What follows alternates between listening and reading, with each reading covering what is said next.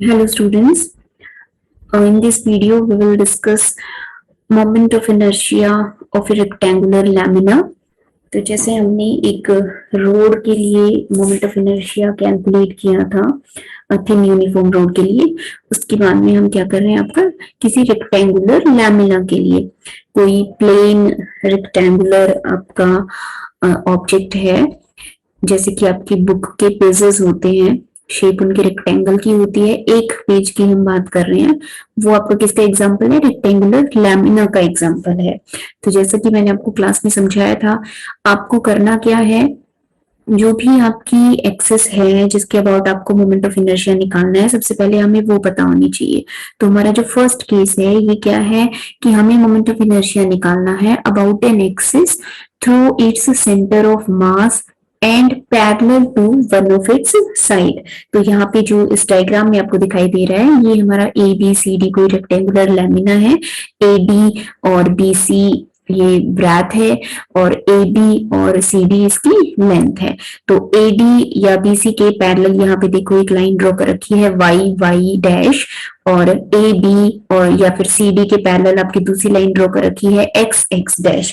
इन दोनों में से वाई वाई डैश या फिर एक्स एक्स डैश कोई भी आपकी एक्सेस हो सकती है जिसके अबाउट आपको मोमेंट ऑफ इनर्शिया निकालना है, जो कि इसकी साइड के पैरेलल है। ये मेंशन नहीं कर रखा कि लेंथ के पैरेलल हो या फिर ब्रेथ के पैरेलल हो। अगर आपसे कहा जाए लेंथ के पैरेलल तो आप एक्स एक्स डैश लोगे, ब्रेथ के पैरेलल कहा जाए तो वाई वाई डैश आप लोगे। तो यहाँ पे हम वाई वाई डैश के अबाउट मोमेंट ऑफ इनर्शिया निकाल रहे हैं। तो एबीसीडी हमारा कोई रेक्टेंगुलर लैमिना है जिसका मास कैपिटल एम है, लेंथ स्मॉल एल है, ब्रेथ उसकी बी है, और वाई वाई डैश आपकी कोई रिक्वायर्ड एक्सिस है जो कि सेंटर ऑफ मास जी, यहाँ पे सेंटर ऑफ मास है, सेंटर ऑफ मास से पास हो रही है, और इसकी जो ब्रेथ है बी उसके पैरेलल है।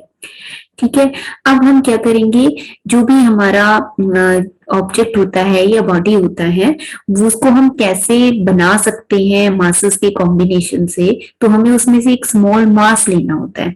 तो ये जो हमने यहाँ पे देखो एक स्ट्रिप बना रखी है आपकी रॉड के जैसी, एक रेक्टेंगुलर स्ट्रिप हमने यहाँ पे बना रखी है जिसकी की थिकनेस क्या है, dx है। इस जैसे आपको ये कर्सर दिखाई दे रहा है, इस पे इतनी थिकनेस की अगर हम बहुत सारी स्ट्रिप्स बना दे और उनको ऐसे वन बाई वन, जैसे यहाँ पे एक रखी फिर उसके बाद एक रखी फिर रखी, तो इस तरह से हम क्या कर सकते हैं, इस पूरे रेक्टेंगुलर लैमिना को उसकी हेल्प से हम बना सकते हैं। तो स्मॉल मास हम किसकी फॉर्म में ले रहे हैं, आपका dx थिकनेस की स्ट्रिप की फॉर्म में ले रहे हैं, जो कि आपकी जो एक्सिस है या सेंटर ऑफ मास से पास होने वाली एक्सिस से x डिस्टेंस पे है, और उसकी थिकनेस क्या है, dx है। ठीक है, अगर हमें एरिया लिखना हो इस स्ट्रिप का, तो इसकी जो ये देखिए यहाँ पे ये जो लेंथ में से हमने एक पार्ट लिया है, एक तो ये हो जाएगी इसकी साइड और दूसरी आपकी ब्रेथ वाली साइड हो जाएगी। तो b को हम dx से मल्टीप्लाई करके इस स्ट्रिप का एरिया लिख सकते हैं। हमने स्ट्रिप का एरिया क्यों लिखा, क्योंकि रेक्टेंगुलर लैमिना के एरिया को ही हमने क्या किया है, यहाँ पे ऐसे डिवाइड कर दिया है इनफाइनेटसिमल स्ट्रिप्स की फॉर्म में। तो एरिया का हिस्सा है, ये एरिया का पार्ट है क्योंकि पूरा फिल्ड है आपका ये लैमिना। ठीक है, तो इसलिए हमने इसका एरिया लिख लिया है। तो area of this strip can be written as b into dx। ठीक है, इस पूरे रेक्टेंगुलर लैमिना का मास पर यूनिट एरिया आप किस तरह से लिख सकते हो, मास अगर आपका m है और लेंथ और ब्रेथ उसकी l और b है, तो आप इसे लिख सकते हैं m divided by l cross b, mass per unit area. ठीक है, और आपको इस स्ट्रिप का मास चाहिए, तो इस मास पर यूनिट एरिया से इस स्ट्रिप का जो भी एरिया है, जब आप इसको इससे मल्टीप्लाई करोगे तो आपके पास क्या चीज आ जाएगी, मास ऑफ स्ट्रिप आ जाएगी। तो मास पर यूनिट एरिया इनटू में area of this strip, small strip, इसको हमने लिख लिया। तो यहां से हमारे पास m by L into dx, ये जो टर्म आई ये किसको रिप्रेजेंट कर रही है, स्मॉल मास एलिमेंट को रिप्रेजेंट कर रही है। अब इस स्मॉल मास एलिमेंट का जो कि एक्सिस से x डिस्टेंस पे है, इसका हम मोमेंट ऑफ इनर्शिया बहुत आसानी से लिख सकते हैं। तो moment of inertia of the strip strip about y dash axis, mass into में डिस्टेंस का स्क्वायर। तो मास है हमारा m/l इंटू डी एक्स, और x हमने क्या कर दिया, x का स्क्वायर कर दिया। ये हो गया आपका इस स्ट्रिप का moment of inertia y dash के अबाउट।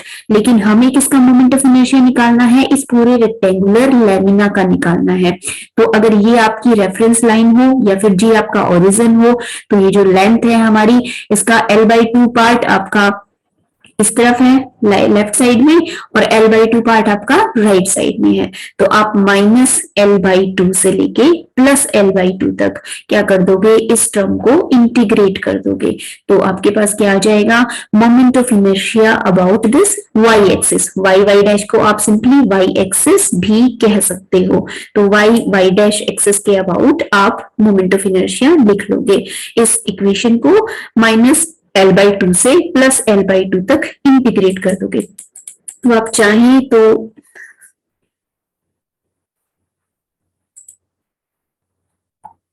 चाहें तो इसको इंटीग्रेट करके निकाल सकते हो, या फिर आप इवन फंक्शन जिससे हमने किया था कि एक्स स्क्वायर क्या है, कोई इवन फंक्शन है, तो इसको 0 से l/2 भी लिख सकते हैं हम, 2 टाइम्स ऑफ दिस इंटीग्रेशन। आप वैसे भी कर सकते हो। तो m/l आपका कांस्टेंट है, इसलिए बाहर लिख लिया। X square into d x का इंटीग्रेशन हो जाएगा x³/3, और लिमिट्स इसके अंदर हम पुट कर देंगे -l/2 से +l/2, ये लिमिट इसके अंदर हम पुट कर देंगे।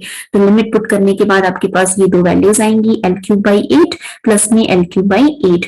यहाँ माइनस का साइन था, लेकिन -l/2 को जब आप क्यूब करोगे तो वो नेगेटिव साइन का होगा, इसलिए वो प्लस हो जाएगा।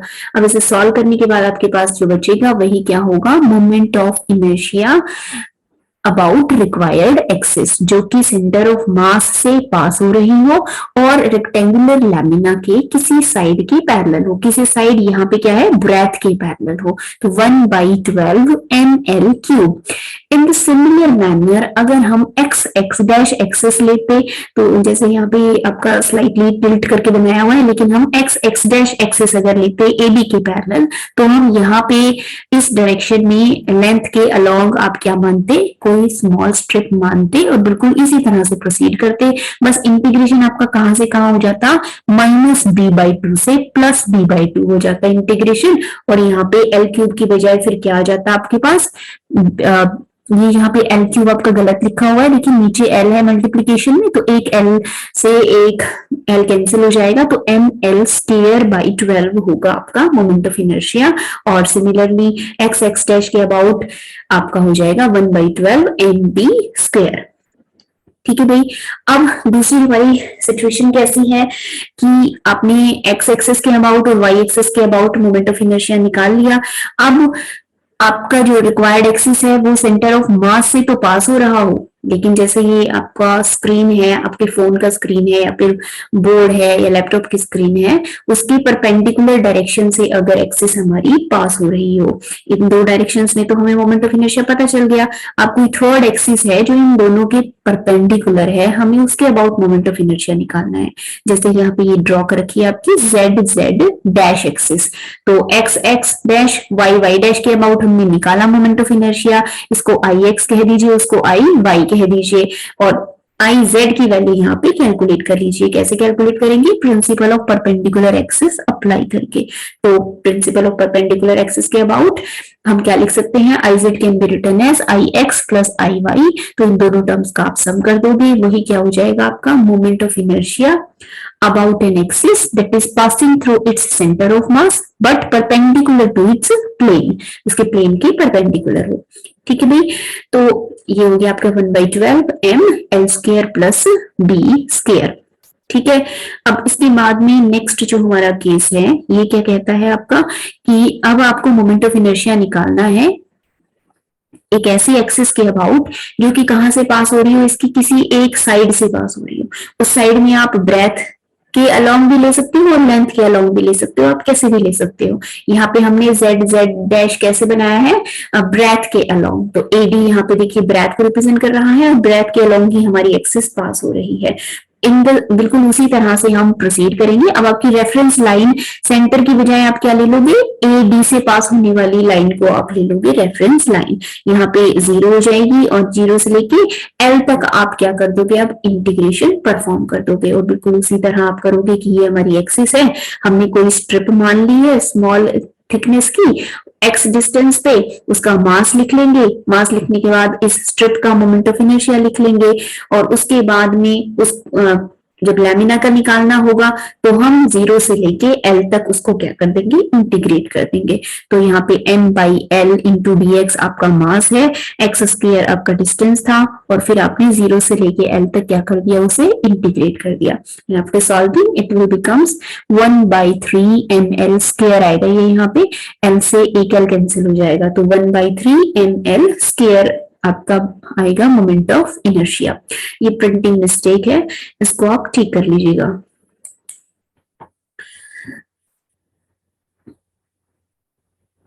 नाउ नेक्स्ट जो हमारा केस है वो क्या है आपका, ये आपने जैसे ये यहाँ पे ए डी के अलोंग निकाला है, इसी तरह से मैंने कहा था कि ए बी के अलोंग अगर पास हो रहा हो, लेंथ के अबाउट पास हो रही हो तो भी लिख सकते हैं हम। तो यहाँ जैसे एल आया है वहां पे क्या आ जाएगा आपका, बी का स्क्वायर आ जाएगा।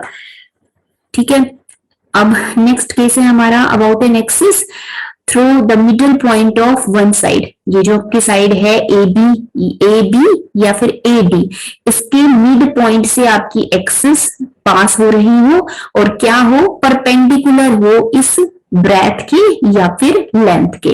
तो अभी जो आपने वो टिल्टेड वाला डायग्राम बनाया था ना, हम उस तरह से डायग्राम बनाएंगे और मदद किसकी लेंगे, ये जो हमने पीछे वाला केस किया, ये जो z डैश एक्सिस थी जो कि सेंटर ऑफ मास से पास हो रही थी, अब ये यहाँ पे इसका जो मिड पॉइंट है, एक लाइन हम इसके पैरेलल यहाँ ड्रॉ कर सकते हैं, दूसरी लाइन यहाँ जो पास हो रही है ना, इसके यहाँ से भी हम एक लाइन ड्रॉ कर सकते हैं। तो आप किसी भी डायरेक्शन में ले सकते हो। तो हम ए डी के सेंटर से पास होती हुई कोई एक्सिस मान लेंगे।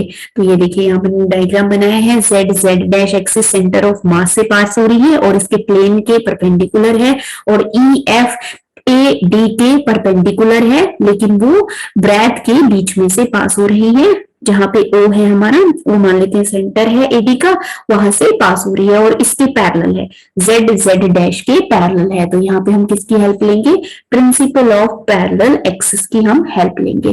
जो भी आपकी ये रिक्वायर्ड एक्सिस है, आपको पता है ये कितनी डिस्टेंस पे है, लेंथ के हाफ डिस्टेंस के ऊपर सिचुएटेड है, तो l/2 डिस्टेंस के ऊपर है, और हमें मास भी पता है इस लैमिना का, तो ये आप लिख लोगे आप m और h स्क्वायर की जगह पे।